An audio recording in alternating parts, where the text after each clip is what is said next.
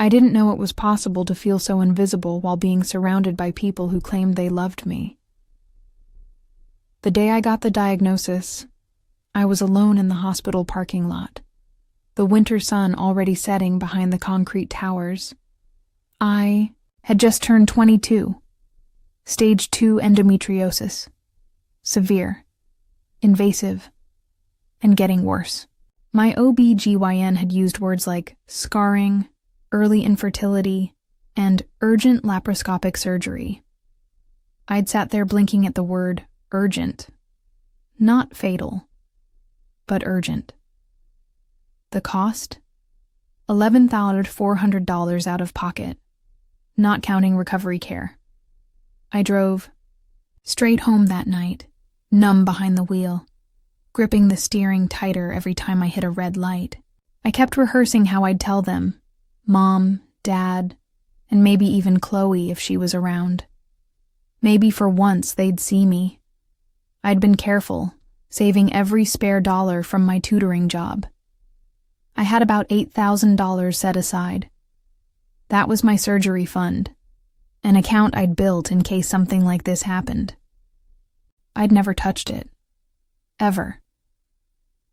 But when I checked it that night, sitting on the floor of my bedroom in the house I still shared with my parents, the balance was $92.03. Just $92.03. I refreshed the app 3 times. Nothing changed. No fraud alert. No unauthorized access. Just gone. I stared at the screen in a trance until I heard laughter downstairs. Mom, Dad, and Chloe were in the living room. Chloe was pregnant. 7 months. Everyone said she was glowing, but all I could see was the way she basked in the attention like a queen on her throne. Dad had just finished painting the nursery, and Mom was obsessed with finding the perfect crib set from a place called Silverleaf Baby Boutique. I'd seen the Instagram posts. Custom woodwork, ivory lace, rose gold finishes. It was Chloe's 3rd baby in 4 years. 3rd different dad, too. No one dared say it out loud. When I asked Mom about my account, she blinked like a deer in headlights. "Oh, that?" she said, putting her wine glass down. "Sweetheart, we just borrowed it for Chloe's nursery. We figured you weren't using it. She needed it now." My voice cracked. "Mom, that was my medical fund. I have surgery. I'm in pain every day. And Mom, this woman who used to braid my hair when I had fevers and sing me lullabies when I was scared, looked me dead in the eye and said, 'You're young. You'll be fine. Chloe has a baby coming.' Dad wouldn't look at me. He just sighed. 'Can't you find some low-cost clinic or something?' And Chloe, in her usual smug tone, added, 'I'm sure you can get, like, Medicaid or GoFundMe or something.' I mean, you're always so smart, right?" I remember standing there, cold and shaking. Every cell in my body was screaming. That night, I packed a duffel bag. I didn't cry. I didn't scream. I didn't tell them I was leaving. I just walked out. I moved in with an old college roommate, Mika, who had a tiny 2nd bedroom in her apartment in the city. It was cramped and noisy, traffic all night, a leaky showerhead. But it was the first place I felt human in months. I called every clinic within 50 miles. I worked double shifts. I sold my guitar. I even tutored high school kids in calculus over Zoom until midnight. 6 months later, I paid for my own surgery, every cent of it, without asking for a dime from anyone.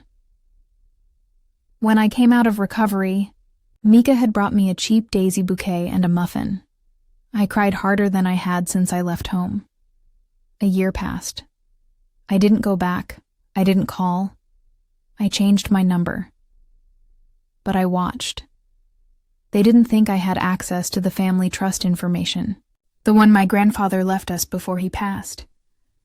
But my name was still tied to one of the minor accounts, and I'd quietly logged in using the access Dad had given me years ago for financial literacy. That's when I saw the withdrawals, thousands. Not just my savings, but trust funds. Grandpa had set up for both Chloe and me. They drained mine entirely. Hers? Untouched. I didn't cry. I didn't rage. I documented everything. Quietly. Patiently. I started researching. Financial fraud. Theft. Fiduciary misconduct. I met with a legal aid nonprofit that helped young adults recover stolen assets. I kept the emails, the receipts, even the baby shower pictures where they showed off the silver-leaf bassinet with my fund code still written on the purchase invoice. All of it. Evidence. It would take time. But I could feel something solid growing in my chest. Not rage. Not sadness. Clarity. I wasn't going to destroy them. I was going to let the truth do it for me. I got the call during my shift at the tutoring center. Hi, this is Erin from Fairhope Financial Advisors. I'm calling about some irregularities with your trust account activity. My heart stopped. I hadn't expected it to start this soon. Yes, I said, keeping my voice even. I've noticed a few transactions that shouldn't be there. I can confirm that over $17,000 was withdrawn from the minor account tied to your name within the past 18 months, all authorized under your father's custodial access. But you turned 22 last year. The account should have transitioned to you entirely. My hand tightened on the edge of the desk. It didn't. No. And those withdrawals, some of them were for non-essential purchases. Baby furniture.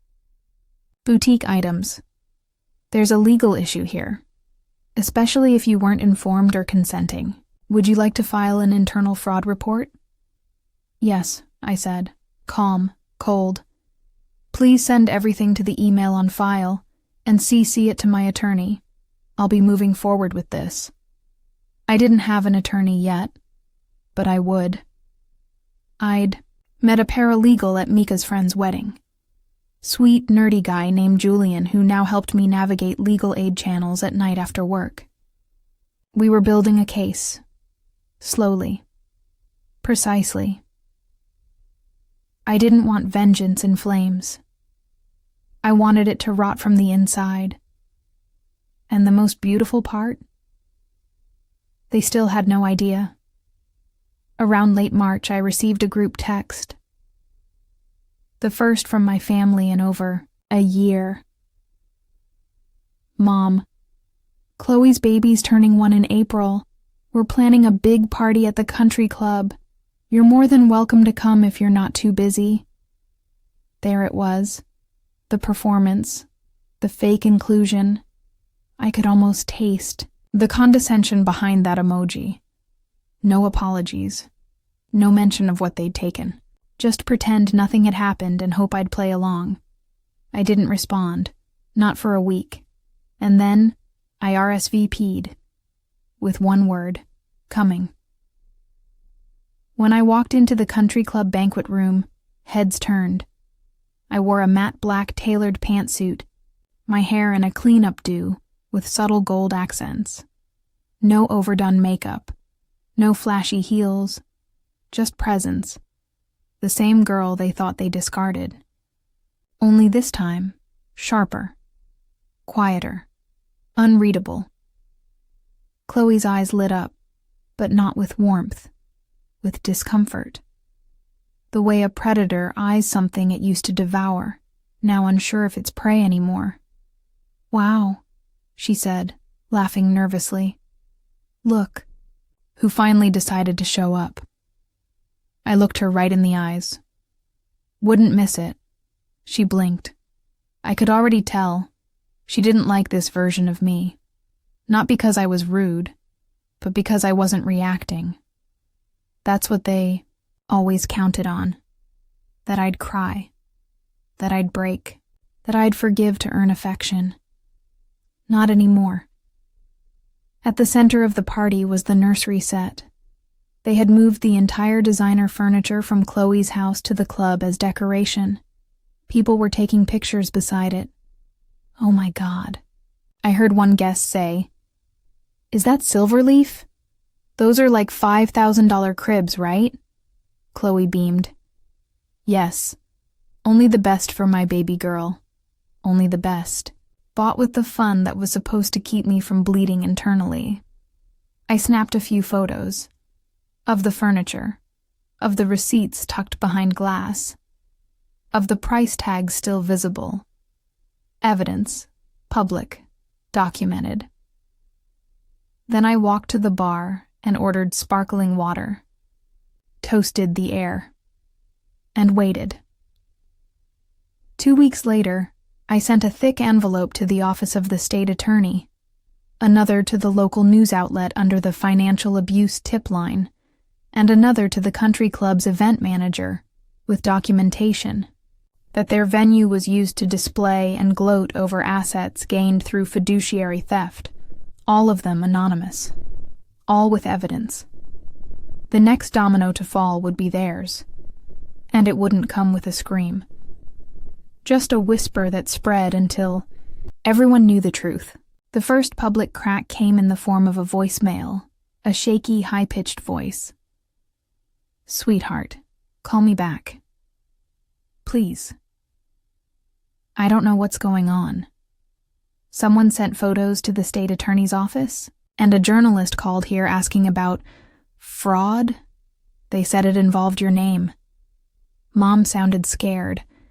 Not apologetic, not remorseful, just scared. I didn't call back. Instead, I listened to the second voicemail. This one from Chloe. "You think this is funny?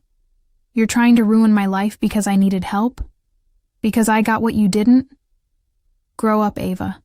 This won't end well for you." There it was. No denial. Just outrage that I hadn't played my assigned role. The quiet, background sister.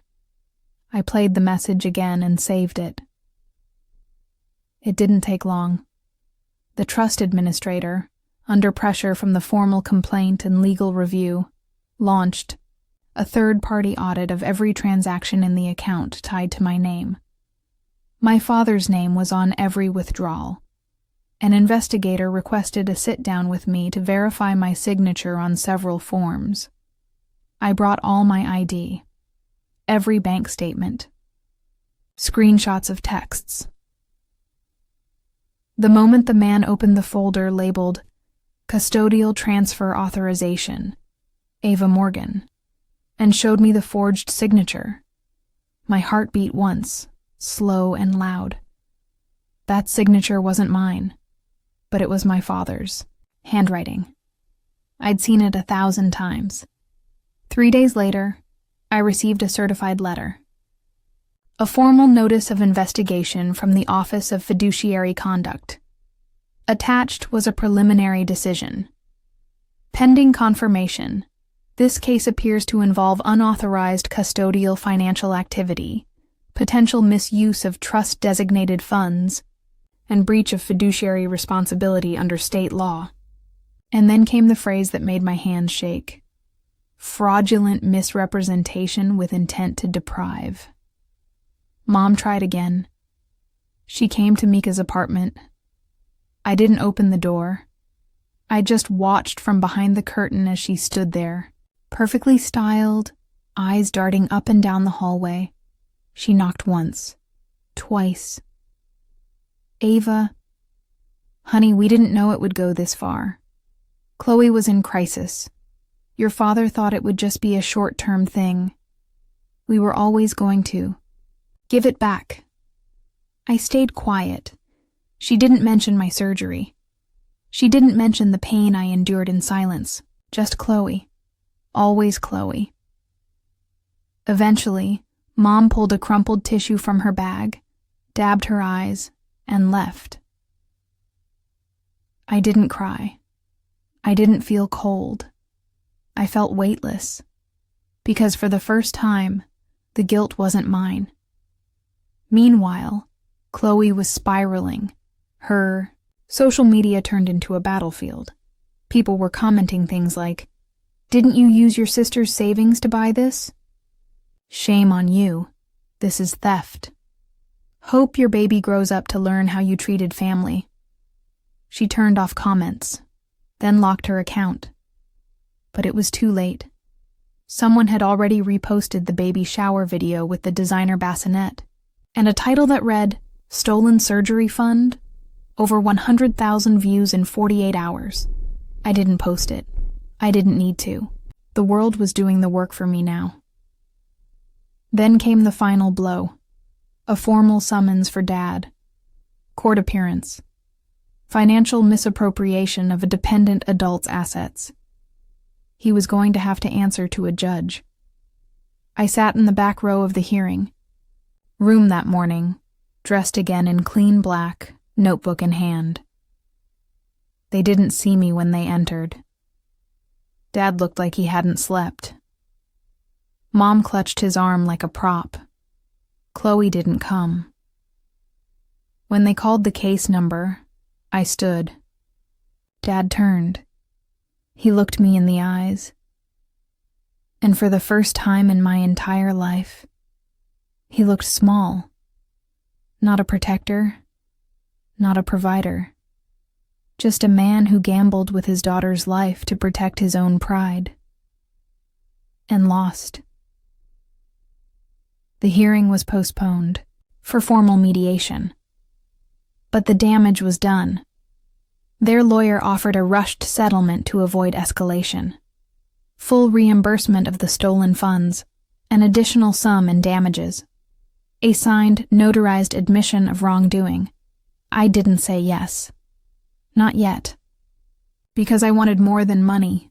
I wanted the story to matter. I wanted them to remember that silence doesn't mean surrender. I declined the first settlement. Julian nearly dropped his coffee when I told him. "Wait, Ava, that's 6 figures on the table. Are you sure?" I nodded. They offered money to close the story. I'm not here for closure. I'm here for consequences. He leaned back, lips parted in thought.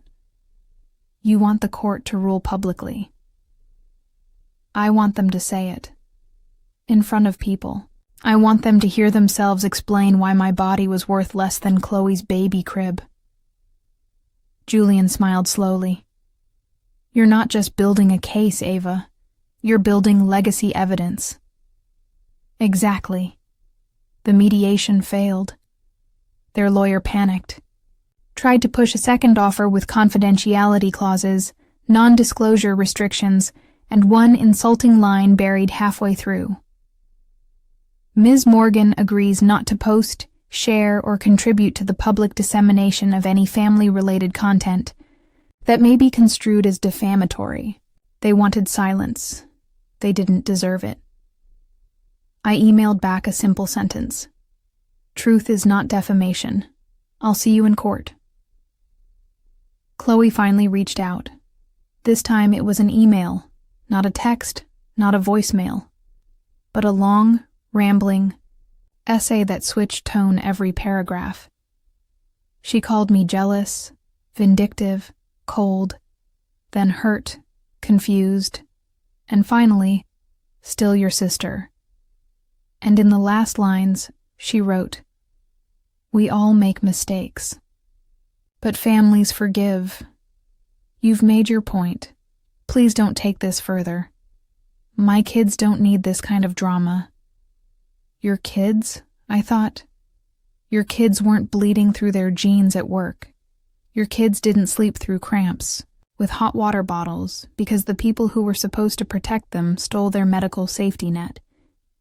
I didn't respond. But I saved the email, just like all the others. The court date arrived midsummer. The courtroom was cool, sterile, formal. I wore deep green, not black this time. a silent message of calm control. The room was full. Not media, not cameras, just people who knew. Old neighbors, my high school science teacher, even the lady from the library who used to recommend books to me when I was 12. They were all there, quiet, watching. Dad took the stand first. The moment he opened his mouth, the weight of what he'd done spilled into every corner of that room. He fumbled. He backtracked. He blamed confusion, miscommunication, parental instincts. He said he didn't realize how much I needed the money. Then came the judge's voice, clear, sharp, brutal.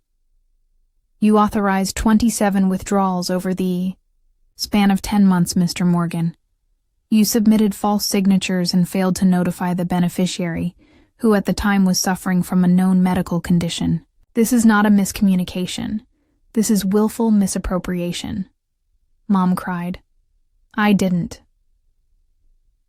My turn came last. I stood, held the affidavit I'd written. My voice didn't shake. I was in pain. Every day. I had a fund to help me get better. And the people who raised me decided my pain was less important than a curated nursery. I didn't make this public out of spite.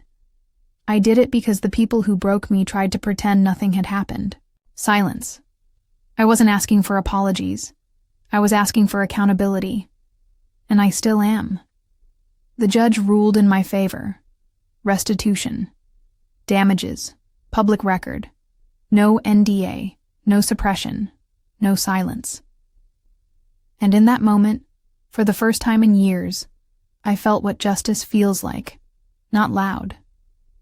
Not flashy, but still, solid, undeniable.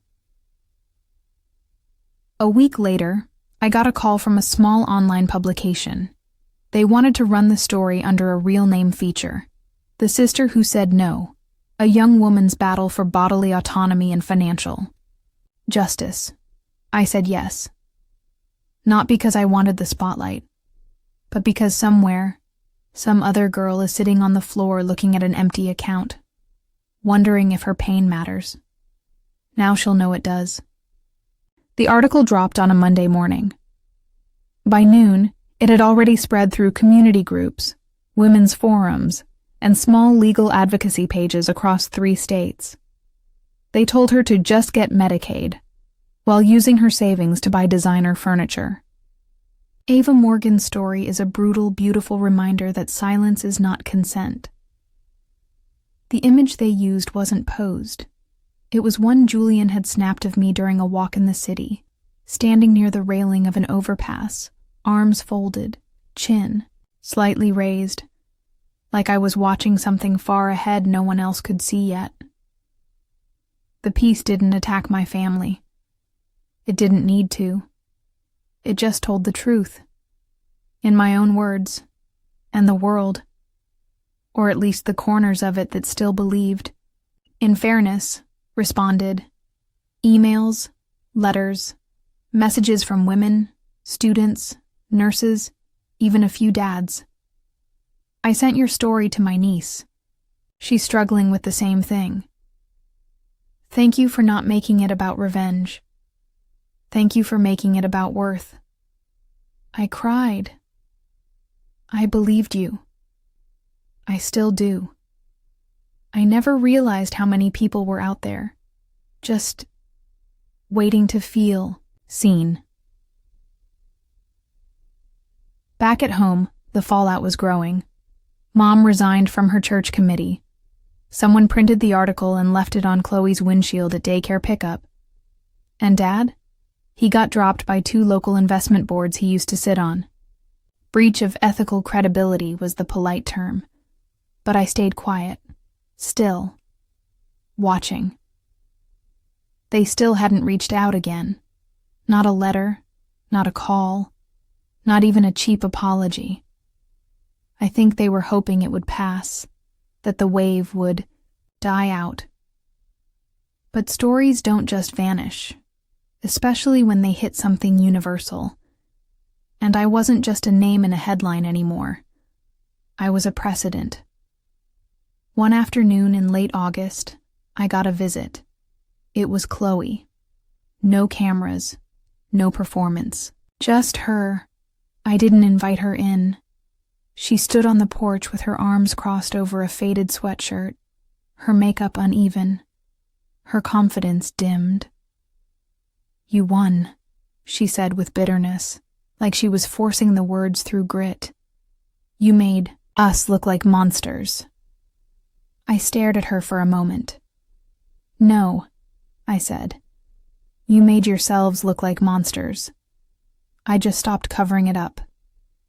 She looked away.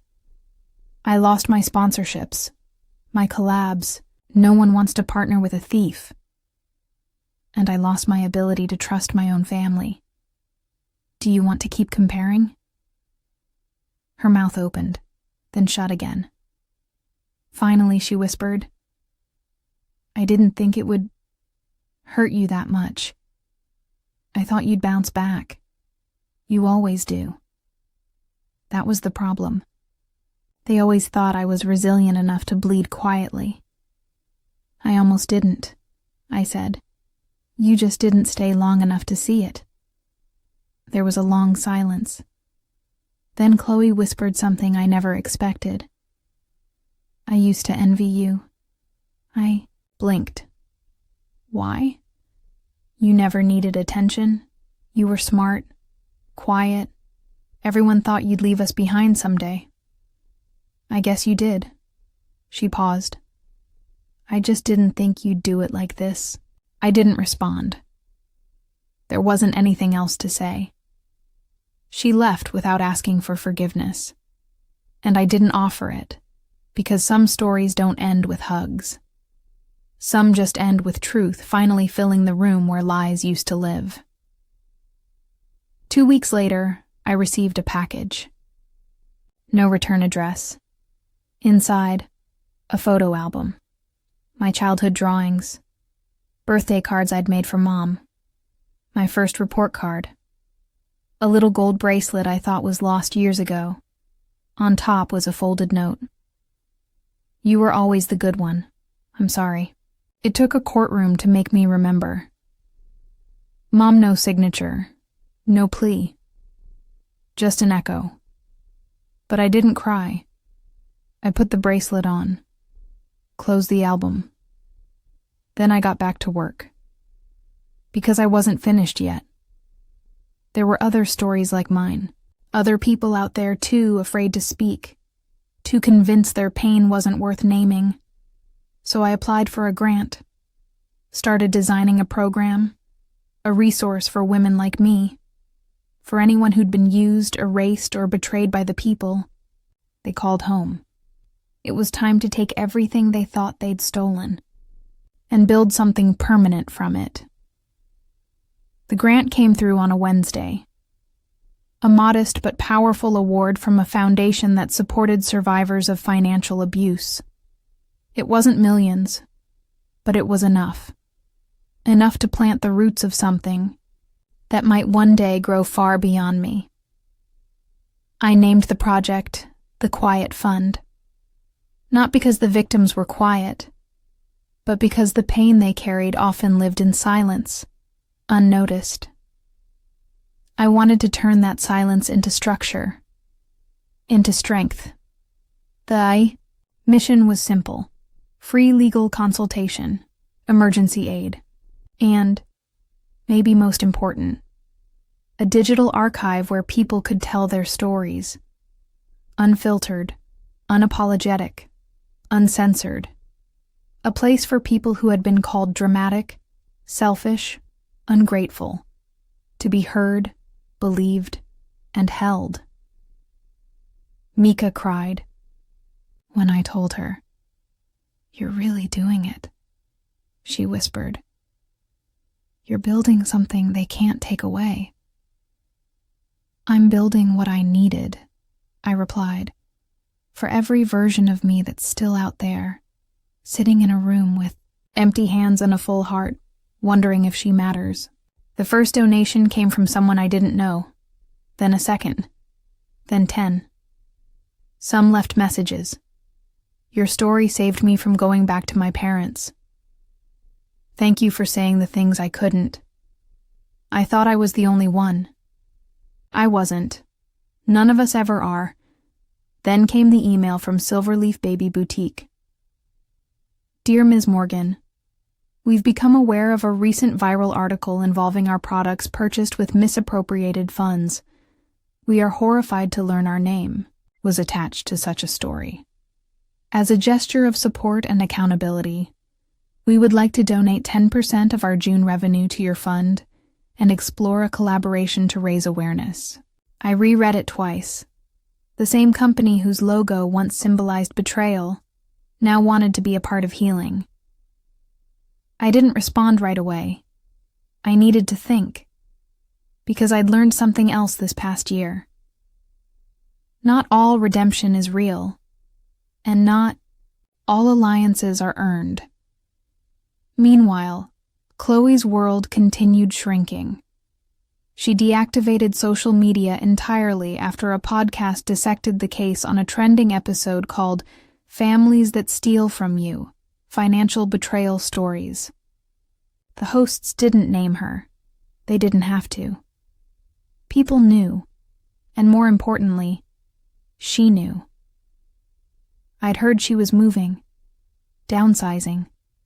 Her brand deals were gone, her online presence evaporated. No more curated nursery photos, no more influencer, baby milestones. The silence wasn't peaceful. It was public consequence. One night, I got a letter. Handwritten, no return name, again. But I recognized the sharp cursive immediately. It was from Dad. Ava, I don't expect forgiveness. What I did was theft. I've started therapy. Court-ordered, yes. But it's helping. I read every word you said in court. I never forgot. If I had been the kind of father who asked instead of assumed, none of this would have happened. You were my daughter before you were anyone's sister. And I failed you. If you ever want to talk, you know where I am. If not, I'll still be proud of you from here. Dad, I didn't know how to feel. Somewhere deep in the rubble, part of me still wanted to believe in a father who hadn't made those choices. But belief doesn't erase pain, and growth doesn't undo damage. I folded the letter and placed it in a drawer, beside Mom's photo album, Chloe's email, and the trust fund paperwork. Not to hold on to it, but to remember. 1 month later, the Quiet Fund hosted its first open mic night. A rented bookstore in the city. Folding chairs. Soft lights. No stage. Just a circle.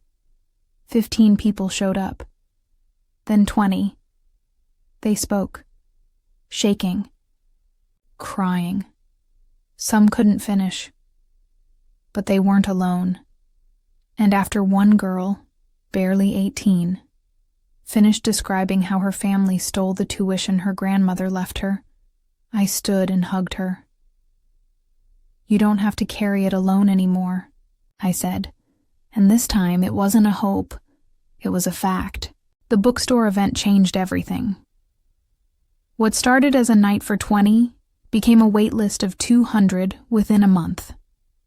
People from all across the state messaged asking when the next session would be, if they could come just to listen, if they could bring their daughter, their friend, their niece, who hadn't spoken since she found out her parents used her savings for a brother's wedding. Word was spreading, and so was the truth, that what happened to me wasn't rare. It was just finally being named. A few weeks later, the Quiet Fund was featured in a local news segment. It was short, 3 minutes tops, but they asked to film a workshop. I told them yes, but only if they focused on the people who came, not just on me. They followed one story in particular. A 29-year-old woman named Rena who'd been forced to co-sign a loan for her brother's startup while she was recovering from spinal surgery. He defaulted. She went bankrupt. And for years, she told no one, not even her closest friends. She shared it, out loud, on camera, trembling but steady. Afterward, she came up to me in the parking lot and whispered. It was the first time someone didn't tell me to just get over it. That night, I cried in the shower, not from sadness, from relief, because it was working. The pain they gave me was becoming a place other people could heal inside. But of course, not everyone was happy. About it, I got a cease and desist email from Chloe's lawyer. It was thinly veiled as a formal objection to slanderous material being associated with her client's personal identity. I laughed out loud. The article never mentioned her name. The podcast never mentioned her name. The lawsuit? Public record. The story was hers by choice, and by consequence. I didn't even respond. Julian handled it with a single sentence. No falsehood has been spoken. If your client feels guilt, that's not slander. It's memory. Still, the pressure must have gotten to her, because on a slow afternoon, as I was updating the funds website, I got a knock at the office door. I knew before I even opened it. I could feel her through the wood. Chloe. Hair tied up hastily. No makeup. Joggers and a stretched hoodie. She looked exhausted. But this time, no rage. No fake apologies. She just said, "Can I come in?" I stared at her, then stepped aside. She sat in the chair across from my desk like it was a courtroom. She scanned the space, my awards, my legal files, the flyer for the next Survivor session taped to the wall. Then her voice cracked. I thought if I ignored it long enough, it would go away. That people would forget. I didn't respond. You made something real. You turned it into this. She gestured at the office like it was a cathedral. And I'm still just sitting in the mess I made. Finally, I spoke. Did you come here to clean it up? Or to feel better for stepping inside? Chloe bit her lip, her eyes red. I came here to say I'm sorry. Not for what happened. For what I became when it did. I thought I was the victim too. But I never bled. I never begged. You did. She reached into her bag and pulled out a check, $11,400. The exact amount I'd saved for my surgery. The exact amount they'd taken, plus another $10,000 made out to the quiet fund. I don't expect anything, she said. I just want to leave something good behind. I stared at the checks, then back at her. You can leave those here, I said. But I won't be writing you into the redemption story. She nodded. Quiet. Got up. Walked to the door, and just before stepping out, she turned and said, I don't want a seat at your table. I just want to stop sitting at the one where I lied. After she left, I stared at the checks. I didn't cry. I didn't smile. I just breathed. Because this wasn't healing. This was accountability paid forward. 2 weeks later, I printed Chloe's donation form and added it, anonymously, to the wall of contributors. No name. No photo, just the line. For every sister who didn't fight back in time, but finally did, and that was enough. The first national news interview came in fall. They'd found the article, the court records, the podcast episodes, all of it, and reached out with the kind of polished professionalism that usually scared people into silence. But I wasn't scared. Not anymore. They asked if I'd be willing to share the full story, not just about the betrayal, but about the rise, about how I turned a stolen surgery fund into something living, growing, and now nationally recognized. I said yes. Not for me. For her. For the girl I used to be. Sitting on her bedroom floor with a nearly empty bank account, pain pressing through her hips like glass, wondering how people could be so cruel and still sleep at night. Now I sleep just fine. The interview. Aired in November, the segment was called From Stolen to Standing, Ava Morgan's Fight for Financial Justice. My name, my face, my truth. Millions watched. Tens of thousands shared. But it wasn't the views that mattered. It was the emails that followed. Hundreds. Then thousands. From people who finally had the courage to say, that was me. They drained my fund, too. I didn't know what to call it until I heard your voice. The quiet fund expanded faster than I'd dreamed. A second location opened in the next state over. Then a third. We offered workshops, legal clinics, therapy referrals, and online courses about financial boundaries, especially for young adults. But the part that never changed? The circle, the chairs, the people brave enough to speak their truth out loud for the first time, shaking, sobbing, but free. I bought a house a year later. A small, sun-drenched place with creaky floorboards and a wide porch that overlooked a messy, hopeful garden. It wasn't flashy, but it was mine. Every tile, every drawer, paid for by truth, by survival, by the voice they once tried to erase. My mother never visited. She sent cards sometimes, birthday wishes, an invitation to a family BBQ I never responded to. She still wanted to pretend things could return to normal. But I no longer lived in that version of the world. Chloe emailed once more, to say she was in therapy, that her kids were doing well, that she still read the Quiet Fun newsletter every month. I wished her peace. Not reunion, just peace. Sometimes when I walked past the mirror in the hallway, I barely recognized the woman I'd become. She was steady, still, no longer living for scraps of affection, and she never apologized for taking up space. One night, I stood at the window, holding the gold bracelet I'd once thought I lost, the one Mom gave back in that anonymous package. It no longer felt like a relic of guilt. It felt like closure, not forgiveness, not forgetting, just an acknowledgement that I had survived the fire and built something with the ashes.